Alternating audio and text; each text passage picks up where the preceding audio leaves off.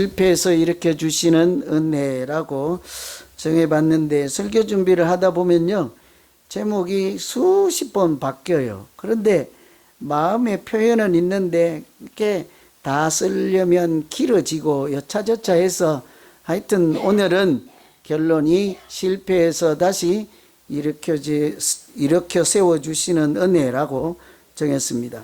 이 사람이 살다 보면 실패하기도 하고 실수하기도 하고 때로는 죄를 범하기도 하고 해서 나중에 돌이켜보면 후회할 수밖에 없는 일이 누구에게나 있기 마련이지 않겠습니까? 때로는 투자를 해서 잘 안 되는 경우도 있고, 사업하다 망하기도 하고, 공부를 열심히 했는데 성과가 또 노력한 만큼 안 될 때도 있고, 또 나름대로 무슨 일을 추진하다가 그대로 안 될 때도 있고, 누구나에게 있기 마련이죠.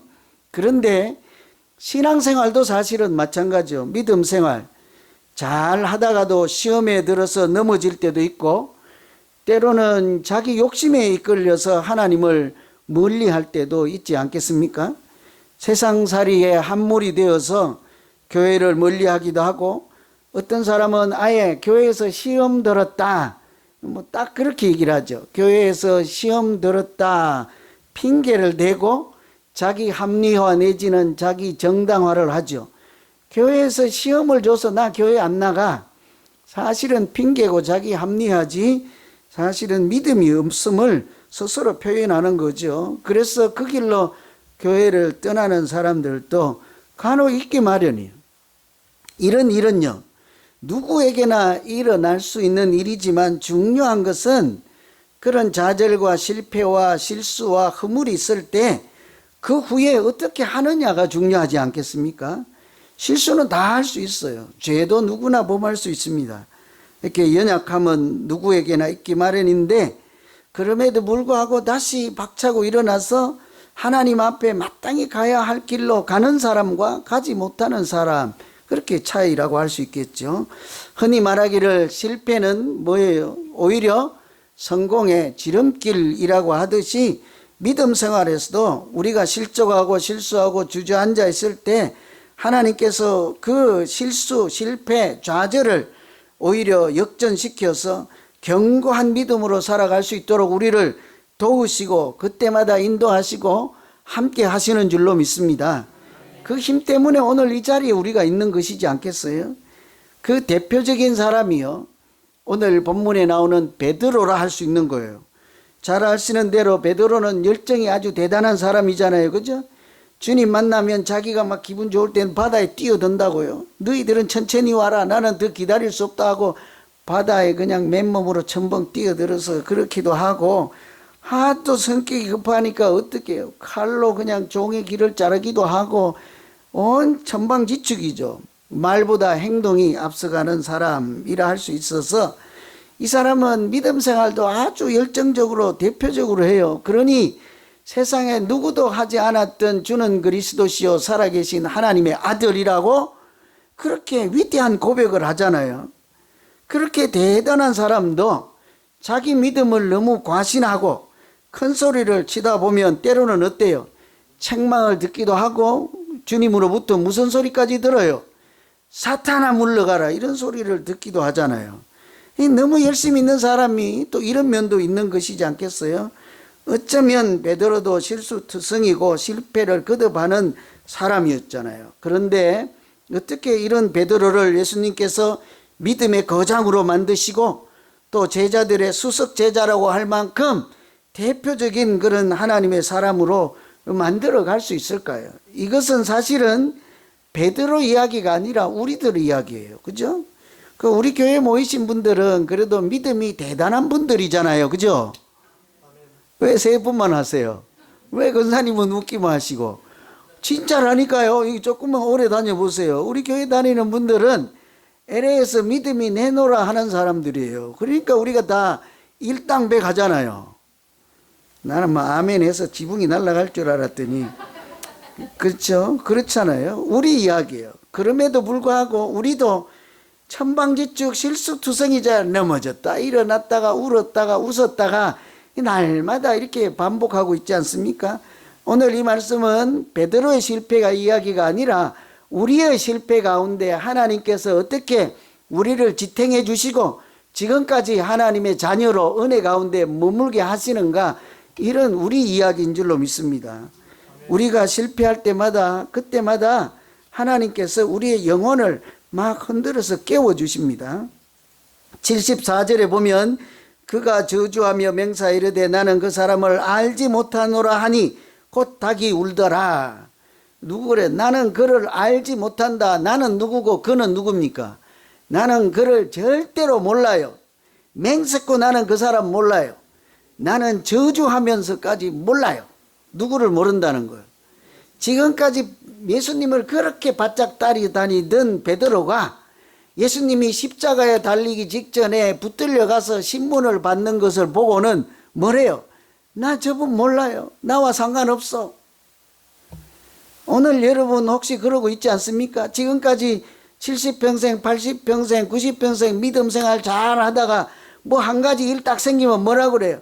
나 하나님 상관없어. 몰라. 나 이제부터 하나님 안 믿어. 나 몰라. 뭘 모르긴 뭘 몰라. 그런 거짓말도 없지요. 그죠? 예수님께서 이미 예고하신 대로 베드로는 3번이나 주님을 극구 자기는 모른다 이렇게 부인했던 사실을 알죠. 이 베드로의 연약함이자 베드로의 신앙에서 실수, 허물, 실패라고 할 수 있죠. 그런데 닭이 3번 울 때 그때서야 비로소 베드로는 자기가 무슨 짓을 하고 있는지를 깨닫게 된 거예요. 예수님 말씀을 그때서야 기억하게 된 거죠. 닭이 3번 울 때 사실은 저절로 생각난 것이 아니고 어떻게 했을까요? 예수님이 그 닭 소리를 신호탄으로 쏘아 올려서 베드로에게 하나님의 말씀이 생각나게 하셨다. 1번. 2번은 닭이 우니까 뭐 저절로 그런 생각이 들었다. 2번. 여러분 믿음은 몇 번입니까? 1번이에요. 저는 일주일 내내 묵상하고 고민하고 얻은 답인데 여러분은 어떻게 금방 아세요? 이 닭소리는 그냥 닭소리가 아니라 사실은 그 소리를 베드로에게 울려 퍼지게 하고 듣게 하여서 하나님께서 베드로의 잠자는 영혼, 실수하고 있는 그 헤매고 방황하는 영혼을 흔들어 깨우시는 하나님의 은총의 소리인 줄로 믿습니다. 그럼 제가 억지로 우겨서 그렇게 지어내는 것이 아니고 같은 내용의 누가복음에 보면 이렇게 되어 있어요. 주께서 돌이켜 베드로를 보시니 베드로가 주의 말씀 곧 닭 울기 전에 3번 나를 부인하리라 하신 말씀이 생각났더라. 뭐가 달라요? 여기는 닭소리만 있었던 것이 아니라 뭐가 있었습니까? 주님이 돌이켜 베드로를 지켜보시니 그때서야 베드로가 뭐예요? 그냥 가로치고 볼까요? 양심에 찔려? 아니면 마음이 뜨거워져서? 아니면 베드로의 정신이 돌아와서 뭘 알았다는 거예요? 아, 자네가 잘못하고 있구나. 아, 자네가 실수하고 있구나. 이것을 알게 되었다는 거죠. 주님이 길을 가시다가, 길이 아니라 뭐예요? 붙들려 가시다가 닭 우는 소리와 함께 고개를 돌려서 그때까지 나를 모른다 하고 있는 베드로를 즉시 멀리서 보시는 거예요. 눈으로 말씀하시는 중이지요. 여러분도 가끔 눈으로 말씀하시지요? 하시죠, 그죠? 여러분 저에게도 눈으로 말씀을 많이 하시잖아요. 어떨 때는 착 째려다 보면 제가 다 알거든요. 말은 안 하는데 눈빛을 보면 다 알거든요. 이렇게 나 미워할 때는 특히 더 잘 알아요. 제가 귀신같이 알아요. 저 멀리 있어도 금방 알아요. 이렇게 느낌으로도 알아요. 우리도 그런데 하물며 주님의 눈빛이잖아. 어떠했을까요? 자기가 다 울기 전에 3번 나 주님 몰라요. 나 상관없어요. 갈릴리 시골 시골 사투리로 말하면서도 너 말투가 똑같잖아. 나사렛 예수와 같이 다녔던 그놈이지. 그러니까 뭐 아니야 하고 하는데 뭘 아니긴 아니야. 그때 주님이 멀리서 눈으로 바라보시는데 그 눈빛이 무엇을 말씀할까요? 내가 말했잖니. 너 오늘 닭 울 때까지 조심하라고, 깨어있어 기도하라고, 나를 부인하지 않고 하나님을 부인하지 않도록 실족하지 않도록 조심하라고 하지 않았더냐? 그렇지만 지금이라도 괜찮다. 닭 소리를 듣고 내가 한 그 말을 알아들었으니 이제라도 제 갈 길로 가야 되지 않겠느냐? 돌이켜 하나님께로 돌아가야 되지 않겠느냐? 어찌 살아야 하는지, 어떻게 믿음 생활을 해야 되는지 주님이 따뜻한 눈빛으로 말씀하시는 그 성령의 눈빛으로 베드로는 자기 영혼이 깨어나게 되는 줄로 믿습니다. 그러니 이 닭소리는요, 그냥 지나가는 소리가 아니라 베드로의 잠자고 실수하고 허물 많은 그 소리를 하나님이 그냥 흔들어서 깨우는 하나님의 소리인 거예요. 그래서 저도 아직 유럽은 못 갔습니다만 제가 아직 유럽을 가보긴 했네. 터키랑 그 그리스는 가봤네요. 그런데 그 위쪽 유럽으로 가면 교회에 지붕에다 닭을 올려놨다네요. 보셨습니까? 십자가에다가 닭을 올려놨다네요. 베드로의 닭소리예요. 그 닭이에요. 회개를 촉구하는 닭이지 않겠습니까? 돌이켜 하나님께 나아오라 하는 부르심의 닭을 올려놓은 거죠. 하나님은 이처럼 수시로 우리의 영혼을 깨우시고 우리가 실수로 나락으로 떨어지지 않게 붙잡아 주십니다.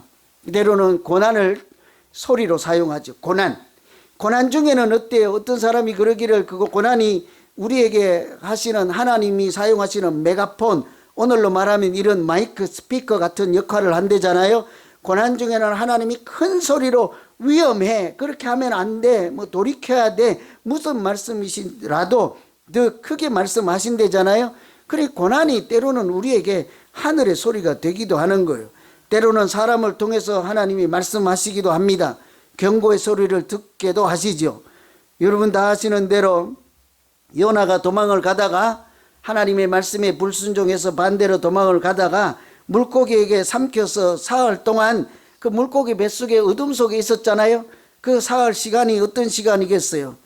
그때는 자기가 하나님이 그 요나의 마음을 흔들어서 다시 마음을 돌이켜 하늘을 생각하게 하시고 하나님을 생각하게 하시고 성전을 향하게 하는 하나님의 소리를 듣는 시간이지 않겠습니까? 종교개혁자였던 칼빈이 이런 얘기를 했어요. 여러분 잘 들어보세요. 사탄이 우리를 몰아붙이는 비탈길은 얼마나 미끄럽고 가파른지 주님께서 그의 손을 뻗쳐 우리를 붙잡아 주기 전에는 우리의 나뒹굼에 끝이 있을 수 없다, 이렇게 했어요. 뭐예요? 그냥 쉽게 사탄이 우리를 우는 사자처럼 삼키려고 호시탐탐 노리잖아요. 그 우리를 밀어뜨려서 넘어지게 하고 미끄러지게 하고 신앙이 올라가던 것을 반대로 내려가게 하는 그 비탈길이 얼마나 미끄러운지 자기 힘으로는 사탄을 이기고 올라올 자가 없다는 거지요. 어떻게 해야 돼요? 하나님이 손을 뻗쳐서 우리를 붙잡아 주셔서 다시 이렇게 회복시켜 주지 아니하면 우리가 뒹굴어지는 그것은 끝날 리가 없다는 거예요. 그 유일한 방법은 하나님이 우리를 붙잡아 주시고 깨워 주시는 것 뿐이지요. 이 칼빈이라는 사람만 이렇게 얘기를 한 것이 아니라 사실은 주님께서 누가복음에 이렇게 얘기를 하시죠. 시몬아 시몬아 보라 사탄이 너희를 밀가부르듯 하려고 요구하였으나 그러나 내가 너희를 위하여 내 믿음이 떨어지지 않기를 기도하였노니 너는 돌이킨 후에 형제를 더욱 굳게 하라. 같은 말씀이지 않아요? 사탄이 우리를 밀가부르듯 한다. 이래서 이제 시골에 사는 분들이 성경도 이해하기가 쉬워요. 밀가분다는 말이 뭔 말이에요? 밀가분다. 한번 해보셨어요? 옛날에는 뭐 이렇게 정미소 같은 게 없고 자기가 해야 되니까 추수하고 이렇게 해놓고 이런 대로 이렇게 하면 알곡은 남고 죽정이는 다 날아가잖아요. 그 사탄이 우리를 여기다 올려놓고 이렇게 하면 다 날아가서 다 흩어지고 하나님을 떠나고 망하는 길로 나락으로 떨어질 때 우리가 살아날 수 있도록 하나님이 내어주지 않고 어떻게 하셨대요? 너희를 위하여 어떻게 하셨대요? 내 믿음이 떨어지지 않기를 내가 기도하였노라. 하나님이 그때마다 우리의 믿음이 떨어지지 않기를 기도하였노라. 그 기도의 능력과 은혜 때문에 우리가 오늘 또 이렇게 하나님의 자녀로 살아가는 줄로 믿습니다. 하나님은 우리의 연약함을 다 아시고 실수하는 것까지 다 아시고 우리처럼요 한 번 잘못하면 그냥 영원히 빠이빠이 하지 않습니다.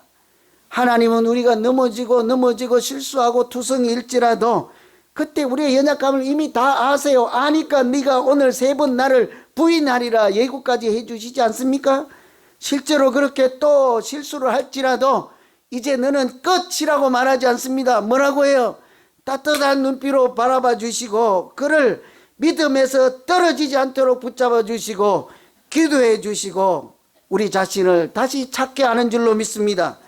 그래서 우리가 실수하고 넘어질 때마다 영혼을 깨우시는 하나님의 소리를 듣고 새 출발하여 더 복되고 하나님께 영광을 돌리는 우리 모두의 믿음 생활이 되기를 간절히 기원합니다. 하나님의 도우심이 누구에게나 필요한 거예요. 두 번째, 예수님이 돌아갈 곳을 기억나게 하십니다. 우리가 실수하고 잘못할 때 돌아갈 곳을 생각나게 하신다고요. 32절에 보시면 오늘 베드로가 예수님을 모른다고 부인하는 말씀은 저 앞에 본문에서부터 시작되지요. 베드로가 실수할 것이다, 부인할 것이다 할 때 예고를 하시면서 주신 또 다른 예수님의 한마디 말씀이 32절에 보면 내가 살아난 후에 너희보다 먼저 갈릴리로 가리라 이 말씀하시죠. 언제 이 말씀하시는가 하면 이렇게 목자를 치면 양들이 다 흩어질 것이라. 무슨 말씀이에요? 예수님이 십자가에 달리면 너희들은 다 뿔뿔이 흩어져 버릴 것이다. 베드로처럼 나를 모른다도 할 것이고 하나님은 이제 안 믿는다고 할 것이고 시골에 가서 옛날처럼 물고기 잡으면서 그냥 그렇게 살 것이라, 그렇게 될 것이라. 그런데 예수님 뭐래요? 그렇게 하면 안 된다고도 하지 않습니다. 그때 어떻게 하라고도 말씀하시지 않습니다. 그리고 하시는 단 한마디 말씀은 나는 부활 후에 먼저 갈릴리로 갈 것이라.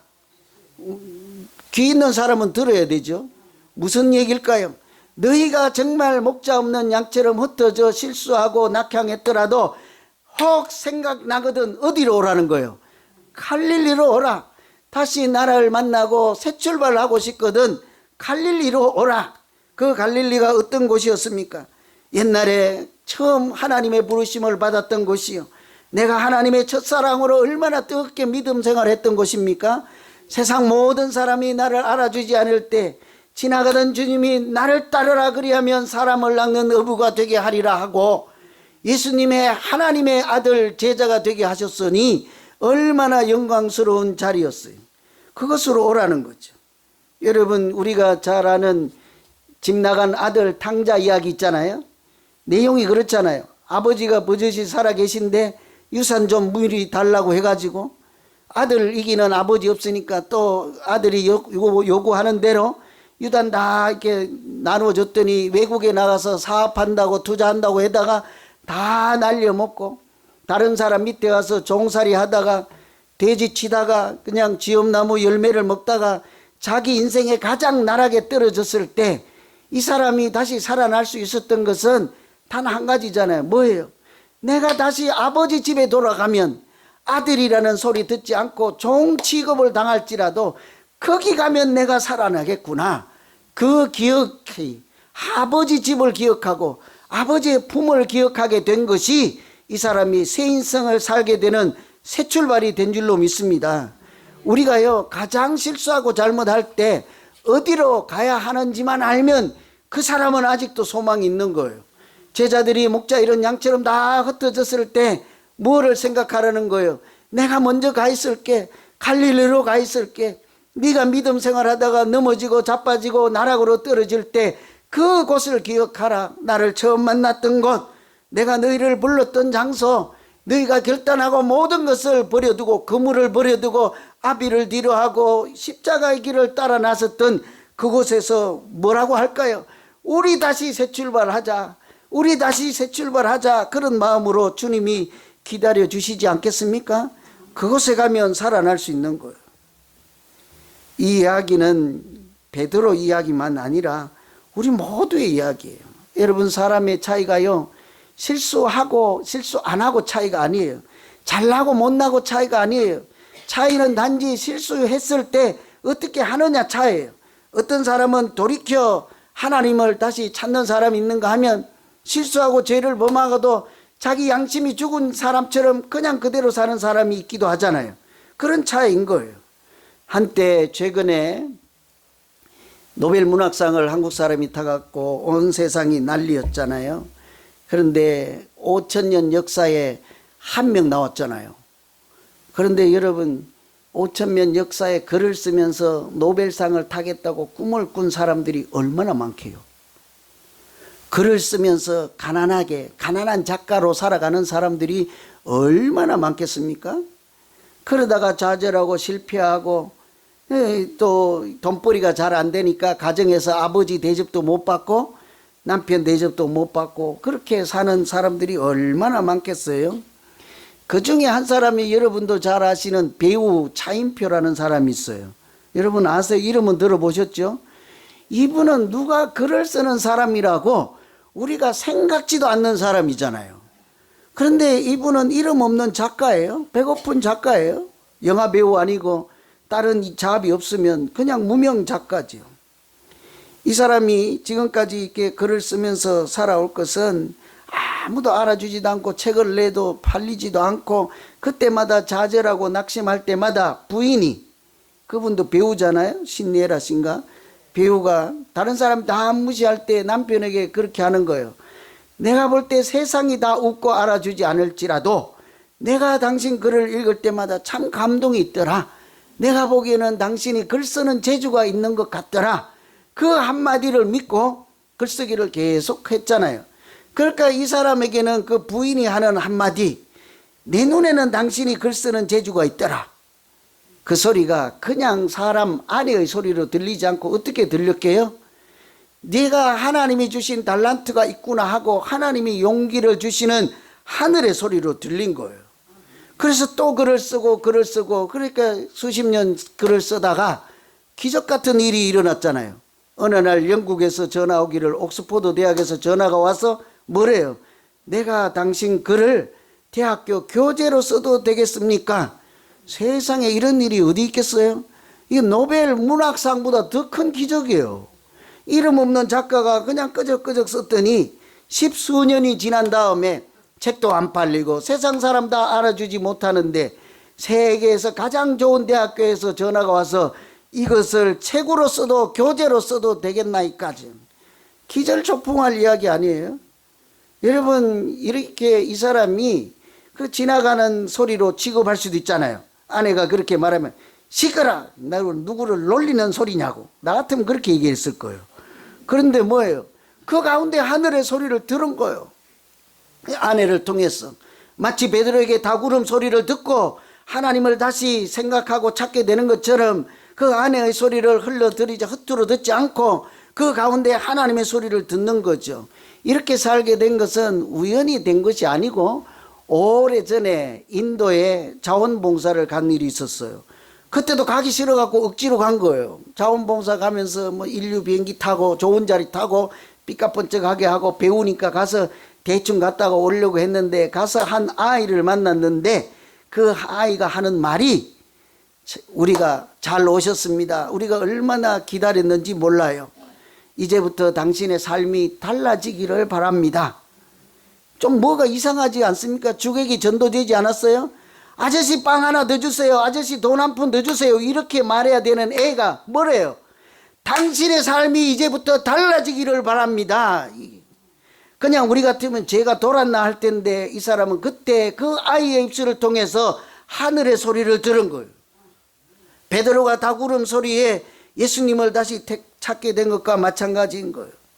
여러분, 하나님은 사람을 통해서든지 닭을 통해서든지 무엇을 통해서든지 우리에게 얼마든지 영혼을 깨우는 소리를 보내주시고 사건을 보내주시고 사람을 만나게 하셔서 우리가 실수하고 또 잘못할 때 주저앉아 있을 때 얼마든지 우리의 영혼을 깨워서 하나님의 사람으로 살아갈 수 있도록 지키시고 함께 하시는 줄로 믿습니다. 실패한 것 때문에 부끄러움 자리에 그대로 머물러 있지 않고 오히려 실패한 그 순간에 나와 함께 계시고 우리의 연약함을 다 아시면서도 그 연약함을 도우시는 하나님의 은혜로 오늘부터라도 더욱 믿음이 자라나고 하나님께도 영광을 돌리는 우리 교회와 우리 모두의 믿음 생활이 되기를 다시 한번 간절히 기원합니다. 기도하겠습니다. 하나님 아버지,